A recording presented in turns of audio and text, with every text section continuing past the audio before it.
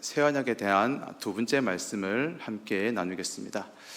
새 언약에는 두드러진 특징 두 가지가 있습니다. 그것은 새 언약의 구조로부터 우리가 알 수 있는 것인데요. 첫 번째는 이 새 언약은 환난에서 백성을 돌아오게 하시는 하나님의 그 강권적인 은혜를 통해서 체결이 된다는 것입니다. 이 30장에서 33장까지의 구조를 보시면 포로된 자의 돌이킴이 앞과 뒤에 이렇게 감싸진 형태입니다. 그래서 이 새 언약의 근거가 백성의 어떤 공로나 잘함이 아니라 하나님의 은혜에 있다는 것을 드러내고 있다는 것입니다. 그리고 또 하나는 이 새 언약은 하나님의 창조의 능력을 통해서 이루어진다는 것입니다. 예레미야 30장에서 33장까지를 보시면은 이 중심에 창조 모티프가 집중이 되어 있고요. 다시 한번 말미에 등장을 하고 있는 것입니다. 그래서 오늘은 이 창조의 능력에 대해서도 말씀을 드리고자 합니다. 먼저 보시면 지난주에는 이스라엘의 회복에 대해서 말씀을 드렸습니다. 그것이 22절까지 나오고요.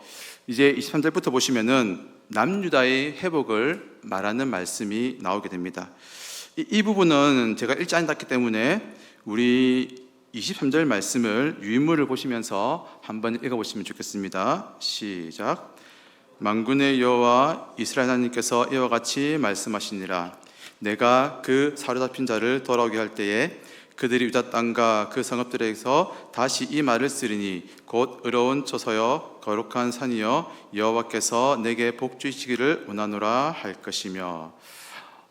이제 앞부분에 보시면 23절에서 26절까지는 유다의 회복을 말씀하시는데 이것은 초점이 미래의 그런 회복된 유다 땅 시온 곧 거룩한 산이 있습니다. 이제 바벨론에서 백성들이 돌아오게 됩니다. 이제 멀리서 돌아오는데 그들이 기억하는 유다 땅은 폐허가 되었고 무너진 곳이었고 예루살렘성 회파된 것이었습니다. 그런데 이제 예루살렘이 보이기 시작하는데 그것이 변한 것입니다. 어떻게요? 의로운 처소 거룩한 산으로 변했다는 것입니다.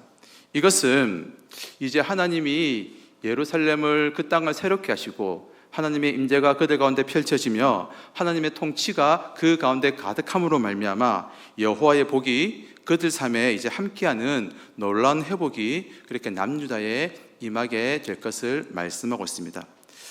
이제 하나님께서는 이렇게 북이스라엘과 남유다를 회복시키시며 그들에게 새 언약을 주실 것인데 이것이 이루어지는 근거가 하나님의 창조의 능력이 있다는 것이 이제 27절부터 나오는 말씀이 된다는 것입니다. 자, 그래서 27절을 보시면 이 부분이 조금 다소 이렇게 어려워 보이는 그런 문장으로 기술이 되어 있습니다. 제가 27절을 다시 한번 읽어보겠습니다. 여호와의 말씀이니라. 보라, 내가 사람의 씨와 짐승의 씨를 이스라엘 집과 유다 집에 뿌릴 날이 이르리니. 오늘 보니까 다들 옷차림이 굉장히 가벼워지셨더라고요. 이제 춘3월 봄이 되었죠. 그래서 봄이 되면은 하는 가장 큰 일이 뭡니까? 씨를 뿌리는 거, 파종하는 것입니다. 그리고 씨를 뿌림으로써 이제 우리는 가을에 이 추수를 기대할 수가 있다는 것입니다. 27절은 바로 이 씨를 뿌리는 일을 누가 하시겠다? 하나님이 남유다와 이스라엘 가운데 하시겠다는 것입니다. 여러분, 지금 북이스라엘과 남유다는 하나님과의 그 모든 언약의 관계가 깨어진 상태입니다. 결과 북이스라엘은 망해서 폐허가 되었고요, 남유다도 그렇게 포로의 시기를 겪고 있으며 나라가 큰 어려움을 겪고 있죠. 그런데 하나님이 그런 북이스라엘과 남유다의 짐승의 씨와 사람의 씨를 뿌리시겠다는 겁니다. 우리 하나님이 어떤 분이십니까? 모든 만물을 말씀으로 만드시고 지금도 모든 천지 만물을 키우시는 최고의 농부가 바로 우리 하나님이시죠. 그래서 하나님께서 씨를 뿌린다면 폐허가 되고 황폐한 그 땅에 온갖 생명차가 넘쳐나고요, 다시 백성들은 가득하게 될 것입니다. 그리고 이것은 한편으로는 시내산 언약의 파괴로 말미암아 깨어진 그런 창조의 언약이 갱신된다는 것도 여기에 포함이 되어 있습니다. 그리고 이런 창조의 능력이 그렇다면 무엇을 지향하는지가 28절에 나와 있는데요. 우리 28절도 한번 읽어보시면 좋겠습니다. 28절입니다. 시작. 깨어서 그들을 뿌리 뽑으며 무너뜨리며 전복하며 멸망시키며 괴롭게 하던 것과 같이 내가 깨어서 그들을 세우며 심으리라. 여호와의 말씀이리라. 여러분, 제가 적어도 놓았지만 31장 28절 이 말씀은 예레미야 1장 10절의 반복입니다. 그런데 반복이지만 단순한 반복이 아닙니다. 뽑고 파괴하고 파멸하며 무너뜨린다, 이 네 개의 동사에다가 괴롭게 하다가 더해져서 의미가 더욱더 강화되었습니다. 그런데 여기서 중요한 사실이 있습니다. 이러한 하나님의 심판이 과거의 이야기라는 것입니다. 이미 심판은 끝났고 다 마쳤습니다. 그러나 이제 하나님께서는 그 심판을 과거로 두시면서 깨어서 그 하나님이 한 가지 일을 이루실 텐데, 그것이 무엇이냐면 곧 북이스라엘과 남유다를 세우시며 심으시는 일입니다. 이제 하나님께서 27절에 주신 말씀, 모든 것이 무너지고 황폐하게 된 그 북이스라엘과 남유다에 짐승의 씨와 사람의 씨를 뿌리시면서 재창조의 역사를 이루시는 것입니다. 그들을 다시 세우고 심는 이 회복의 역사를 제시하시며 그들에게 미래의 희망을 고취시키는 것이 바로 28절의 말씀인 것이죠. 그런데 여러분들, 오늘 본문에서 말씀을 읽어 나가다가 한 가지 우화이 나오는 속담이 조금 우리를 당혹스럽게 하는 것 같습니다. 31절에 가면 여러분들 새 언약에 대한 말씀이 나오는데요, 이렇게 회복과 새 언약 사이에 어떻게 보면 어울리지 않는 이 신포도의 속담이 턱하니 끼어 있다는 것입니다. 하지만 이렇게 신포도의 속담이 회복과 새 언약의 중간 사이에 위치한 이유가 있습니다. 그것은 하나님께서는 창조의 능력으로 그들을 회복시키실 때 이 신포도의 속담이 쓸모없게 된다는 것이 담겨진 의미입니다. 여러분, 신포도의 속담은 이것이죠. 아버지가 신포도를 먹었는데 누구의 이가 시리다? 아들의 이가 시리다. 저도 이렇게 신 거를 잘 못 먹습니다.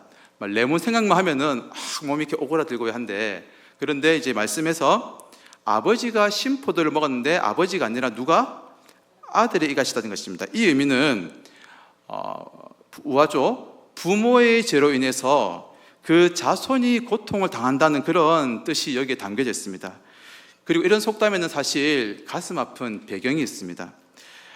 지금 이 새 언약의 말씀이 주어질 때요, 이 사람들의 마음에는, 백성들의 마음에는 하나님 참 너무하시다, 불공평하시다, 하나님에 대한 원망이 가득했다는 것입니다. 왜냐하면 적어도 이 당시의 사람들이 보기에는 조상들이 지은 죄로 인해서 북이스라엘도 남유다도 국가적인 징벌을 당했고요, 그 죄 없는 후손들이 포로로 끌려갔기 때문입니다. 그래서 이 바벨론 유배 당시 사람들 사이에서는 신포도의 속담을 이야기하면서 자기들의 그런 억울함과 원망을 토로했던 것입니다. 즉 이것은 하나님에 대한 그런 원망이라는 것이죠. 하지만 하나님께서 이렇게 창조의 능력을 펼쳐서 회복을 이루시는 데는 이 신포도의 속담이 사라지게 될 것입니다. 왜 그렇습니까? 하나님께서는 이제 과거의 고리를 끊어버리시기 때문입니다. 28절에 나왔죠. 거기다가 더 이상 과거의 죄악이 후대에 영향을 미치는 일은 없을 것입니다. 오히려 반대입니다. 과거에 크고 무서운 죄악이 있었고 그로 인해 그들이 고통을 당했지만 하나님은 이제 창조의 능력으로 그들 가운데 새 일을 행하실 것입니다. 더 이상 신포도의 속담은 사람들에게 기득거나 회자되지 않을 것입니다. 왜냐하면 하나님께서는 그렇게 창조의 권능으로 그들을 세우시고 심는 회복의 은혜를 모두에게 베푸시며 그들이 경험하게 될 것이기 때문입니다. 그리고 이제 이 창조의 능력으로 이루어질 새 언약에 대한 말씀을 한번 보시겠습니다. 이 새 언약의 핵심이 있습니다. 핵심은 하나님께서 우리의 마음에 하나님의 법을 기록하신다는 것입니다. 이것은 우리가 많이 들어서 알고 있지만 과연 하나님의 법이 우리 마음에 새겨진다는 것이 무엇을 의미하는지 한 번 더 자세히 살펴보았으면 좋겠습니다. 먼저 오늘 말씀에서 보시면 이 새 언약이 과거의 언약과 다르다는 것을 우리에게 말씀하고 있습니다. 어떻게 다릅니까? 이 새 언약은 하나님께서 이스라엘 백성들을 애굽 땅에서 그 조상들을 과거의 애굽 땅에서 인도하신 날에 맺은 그 언약, 그 시내산 언약과 같지 않다, 다르다는 것입니다. 여러분, 이 언약에서는요, 과거의 언약에서는 하나님께서 그들의 남편이 되었어도, 그렇게 그들을 사랑하셨어도 그 언약이 깨어졌습니다. 즉, 이 언약은 쌍방호의 관계가 있습니다. 한쪽이 언약을 어길 때 그 언약은 자동적으로 파기가 됩니다. 하나님은 그렇게 언약에 그들에게 신실하셨지만 이스라엘은 신부로서의 언약에 불성실했고 결국 시내산 언약이 파기가 되었던 것입니다. 어떻게 본다면 사실 이 시내산 언약에는 항상 파기될 위험이 존재했던 것이죠. 그런데 새 언약은 다르다는 것입니다. 옛 언약과 새 언약의 차이점이 어디에 있는지 우리 33절의 말씀을 한번 함께 읽어보시겠습니다. 33절입니다. 시작. 그러나 그날 후에 곧 내가 나의 법을 그들의 속에 두며 그들의 마음에 기록하며 그들의 하나님이 되고 그들은 내 백성이 될 것이라 여호와의 말씀이니라. 아멘. 여러분, 새 언약에서는 하나님께서 하나님의 법을 어디에 두십니까? 그들의 마음속에 둔다라고 말씀하십니다. 하나님의 법을 그들의 마음에 두며 그들의 마음에 기록하신다는 것입니다. 동시에 이 말은 하나님의 창조 사역으로서 새로운 마음을 가진 새로운 백성을 만드시겠다는 말씀이 됩니다. 그리고 여기서 강조되는 것은 근본적으로 이 일을 하나님이 하신다는 것과 동시에 이 마음에 하나님의 법을 두신다는 것입니다. 여러분, 예레미야에서 이렇게 마음이 강조되는 이유가 있습니다. 예레미야 10장 1절 말씀을 제가 한번 읽어드리겠습니다. 유다의 죄는 금강석 끝 철필로 기록되되 그들의 마음판과 그들의 제단뿔에 새겨졌거늘.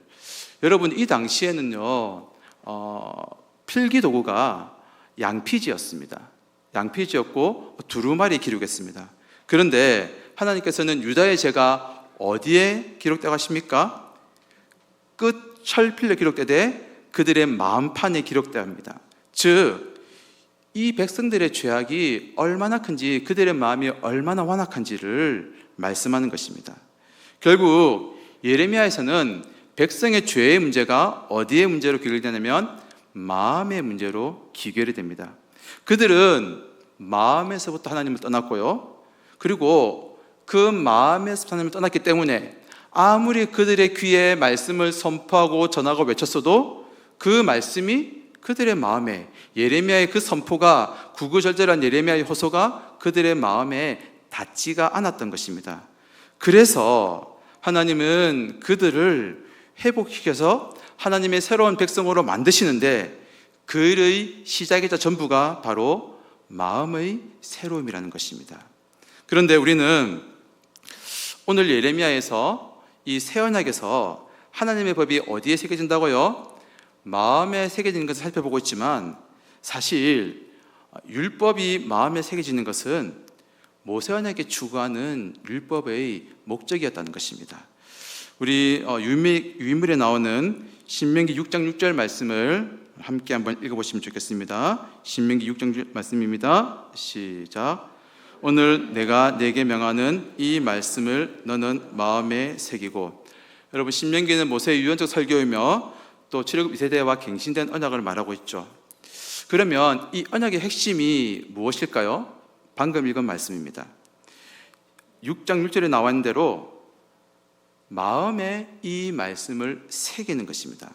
그러면 어떤 말씀을 새기는 것입니까? 6장 6절 위에 나와 있는 쉐마 이스라엘, 너는 마음을 다하고 뜻을 다하고 힘을 다하여 내 하나님 여호와를 사랑하라. 이것을 마음에 새기는 것이 언약의 핵심 목적이었습니다. 즉 율법의 내용들은 규례와 조항들로 이루어졌지만 율법이 가리키는 핵심은 그 마음을 다하여 하나님을 사랑하는 것, 이것을 마음에서 행하는 것이 바로 율법의 목적이었던 것입니다. 그런데 여러분, 이 신명기 6장 6절의 이 말씀, 하나님의 법을 우리 마음에 두고요, 마음을 다해서 하나님을 사랑하는 것이 쉽게 됩니까? 말처럼 그렇게 쉽게 되지 않더라는 것입니다. 한때 제가 아무도 없는 골방에서 혼자 성경책을 끌어안고 통곡을 한 적이 있었습니다. 그 이유는 아무리 애를 쓰고 노력해도 말씀대로 사는 게 되지 않았기 때문입니다. 왜 나는 이렇게 후회만 하는가? 왜 말씀대로 사는 게 이렇게 어려운가? 그때는 제가 아직 신학을 하기 전이었고요, 성경에 대해서 잘 몰랐던 것 같습니다. 저는 그래서 만약 이 말씀이 내 마음 안에 있다면 죄를 안 지을 수 있으리라, 이 성경이 제발 내 마음에 푹 들어온다면, 내 마음에 새겨진다면 하나님 말씀대로 살 수 있지 않을까? 그렇게 해달라고 하나님 앞에서 눈물을 흘렸던 적이 있습니다. 그리고 사실 이 마음의 문제는 우리 모두의 문제입니다. 우리는 아무리 마음을 먹어도 죄의 유혹을 이겨낼 수 없고요, 아무리 마음을 먹어도 이 말씀을 행할 능력이 없어서 죄 앞에 넘어지고 맙니다. 또 너무 말씀에 순종하고 싶어도, 하나님의 말씀을 기뻐하고 이웃을 향한 미움을 그치고 그 사랑을 회복하고 싶어도 이 마음의 문제가 늘 우리를 가로막고 있다는 것입니다. 그리고 이런 문제는 오늘날만의 우리만이 아니라 과거 이스라엘 백성들도 마찬가지였습니다. 어쩌면 원자에 태어난 모든 인간이 겪어야 하는 숙명적인 문제요, 아픔이 바로 마음의 문제입니다. 그래서 로마서는 1장에서 말하죠. 타락한 그 인간의 모습에 대해서 그들이 마음에 하나님 두기를 싫어했다고 말이죠. 그런데 여러분, 이런 마음의 문제가 해결이 된다는 것입니다. 하나님께서 우리와 새 언약을 맺으시는데 우리의 마음에 하나님의 법을 기록하십니다. 과거 모세가 돌판에 기록하여 깨어지고 지키지도 못했던, 그래서 하나님의 진노를 받았던 율법이 아니고요, 우리의 마음에 있어서 언제라도 그 말씀을 지킬 수 있고 행할 수 있도록 우리를 새롭게 창조하신다는 것입니다. 그리고 이 새 언약이 우리에게 있음으로 말미암아 이전에 주어진 모든 언약이 회복되는 은혜를 누리게 됩니다. 우리는 다시 하나님의 백성이 되고요, 하나님은 우리의 하나님이 되십니다. 왜 그렇습니까? 우리의 마음에서부터 하나님의 법을 행하기 때문입니다. 하나님의 법을 행하는 자에게 하나님은 사랑을 베푸시고, 또 하나님을 사랑하는 자에게 하나님은 그를 사랑하시기 때문이죠. 우리는 다시 하나님의 백성이 되고 하나님이 나의 하나님 되시는 이 언약의 축복이 결코 단회되거나 일시적으로 끝나지 않습니다. 왜냐하면 하나님께서 하나님의 법을, 그분의 말씀을 어디에? 저와 여러분의 마음에 두셨기에 우리는 영원히 하나님의 백성으로서 은혜를 누리게 됨을 기억하는 모두가 되시기를 바랍니다. 이러한 새 언약의 또 중요한 특징이 있습니다. 그것은 하나님에 대한 지식과 죄사함에 대한 약속입니다. 우리 거기에 대한 말씀 34절 말씀을 한번 먼저 읽어보시면 좋겠습니다. 34절입니다. 시작. 그들이 다시는 각기 이웃과 형제를 가리켜 이르기를 큰 자까지 다 나라 알기 때문이라. 내가 그들의 악행을 사하고 다시는 그 죄를 기억하지 아니하리라. 여호와의 말씀이니라. 아멘. 여러분, 새 언약의 결과로 하나님의 백성들은 이제 서로가 서로에게 너는 여호와를 알라 그렇게 가르치지 않게 된다는 것입니다. 그 이유는 모든 자가 하나님을 알게 되기 때문이라고 말씀합니다.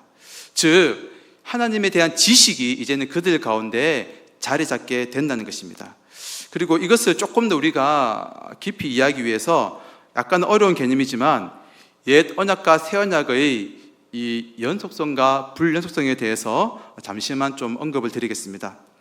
여러분, 이 옛 언약과 새 언약은 본질적으로 같은 면이 있습니다. 무엇이 같냐면요, 하나님의 백성이 하나님의 법을 지킨다, 이것이 같습니다.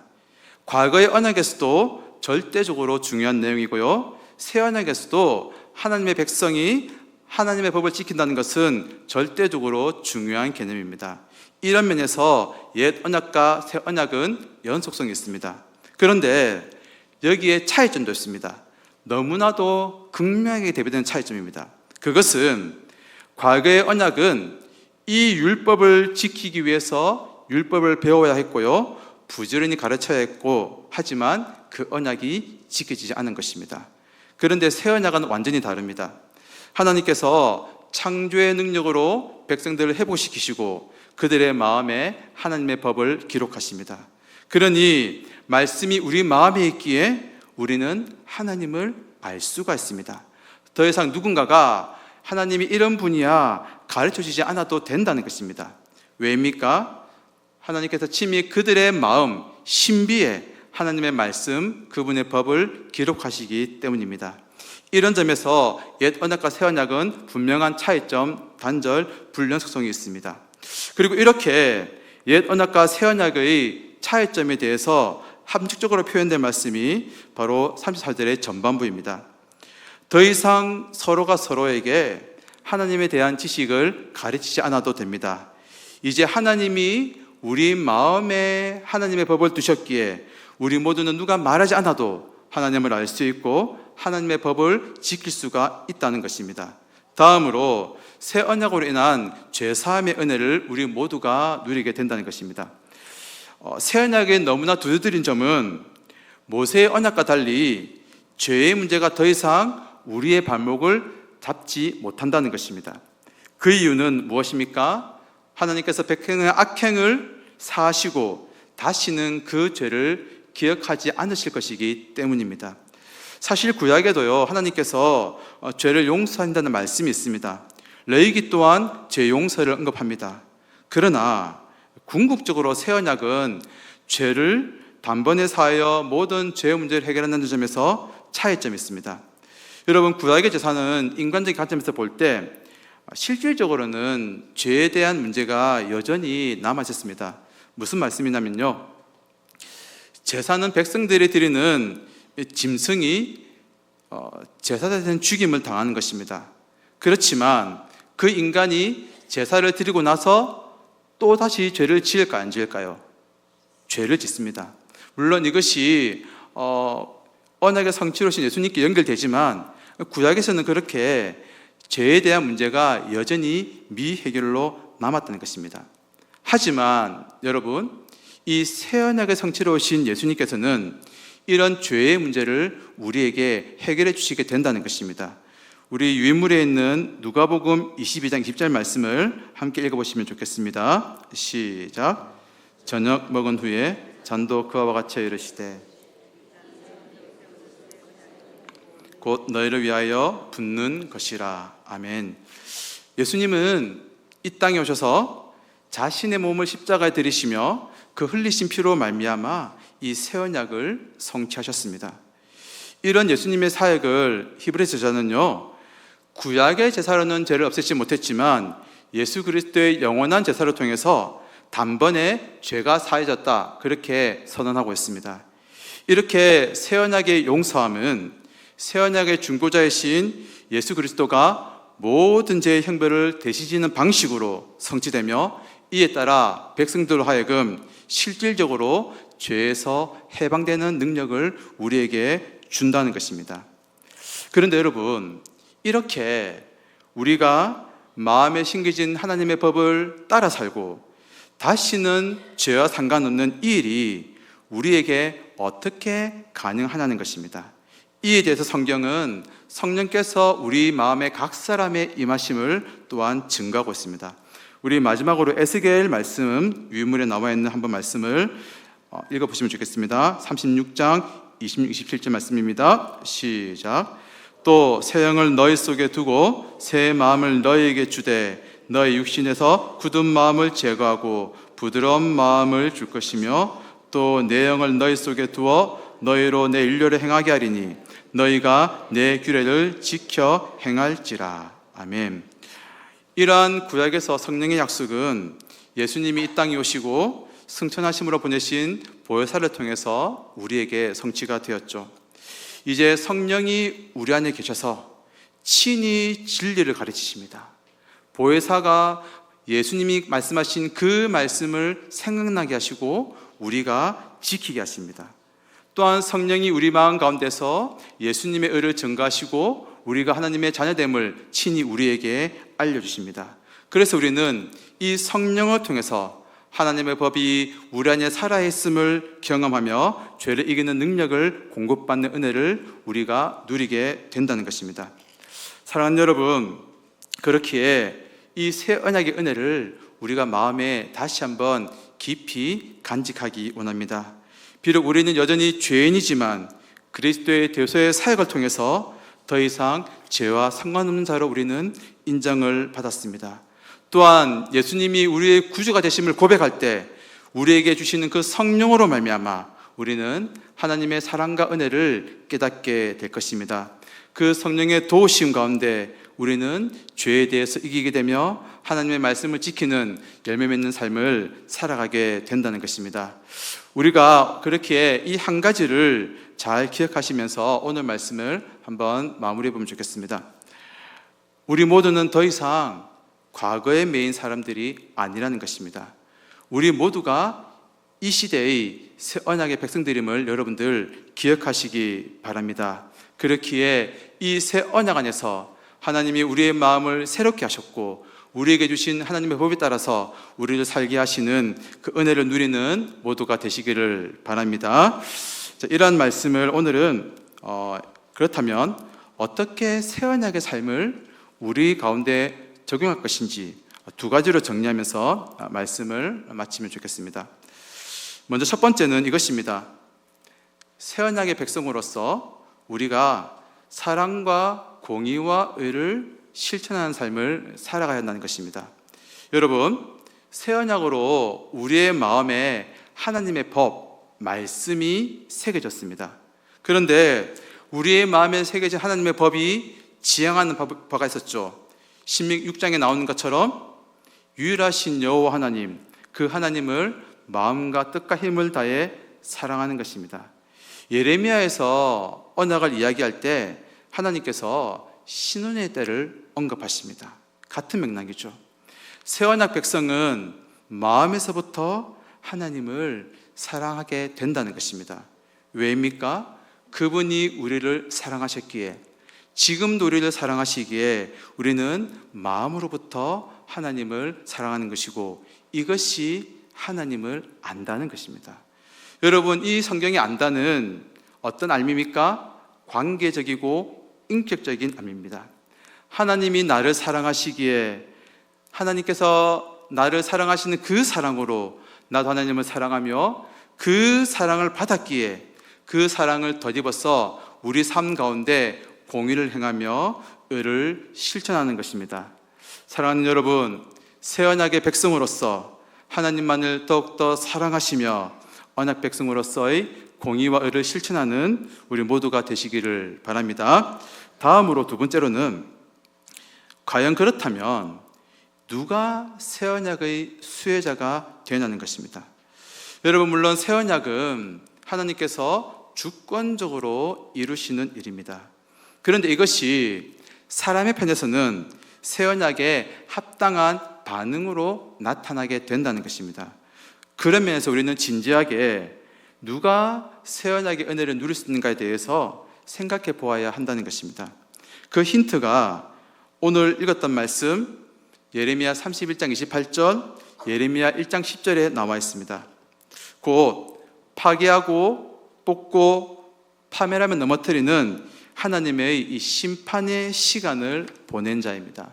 그렇게 하나님께서 베푸시는 그 징계 가운데서 우리의 마음이 낮아지고 하나님의 은혜 없이는 살 수 없다는 것을 고백하는 그 자라는 것입니다. 또한 새 언약의 수혜자는 자신이 하나님의 심판을 받아 마땅한 존재이지만 예수님께서 내가 받아야 할 진노를 대신 받으셨기에 그 은혜를 깊이 깨닫는 자입니다. 그렇기에 이 사람은 고난의 시간을 보내며 예수님의 구속의 은혜를 깊이 묵상하며 나는 아무것도 아니구나. 오직 하나님의 회복시키신 은혜가 내 삶의 전부이구나. 내 무엇보다 이것이 소중한 것을 깨달아 겸손한 마음으로 나아가며 하나님만을 의지하겠다고 결단하는 자가 새 언약의 수혜자의 은혜를 누리게 된다는 것입니다. 또한 동시에 죄에 대한 문제가 단번에 해결되었으니 이제 죄에 대한 경각심을 버리는 것이 아닙니다. 오히려 예수님께서 나를 위해 죽으실 만큼 이 죄가 얼마나 무서운 것을 깊이 깨달아 또한 내 자신이 참으로 용서하지 못할 죄인임에도 불구하고 용서를 받았기에 이 죄를 멀리하며 죄에서 떠나는 자입니다. 그렇기에 나의 마음에 새겨진 법, 하나님의 그 말씀을 따라서 성령의 인도에 순종하며 살아가는 자가 바로 새 언약의 수혜자가 되는 것입니다. 우리 모두가 새 언약의 수혜자가 되어 하나님 앞에서 겸손하며 하나님만을 의지하며 또한 그분의 말씀에 따라 살아가는 복된 모두가 되시기를 간절히 소원합니다.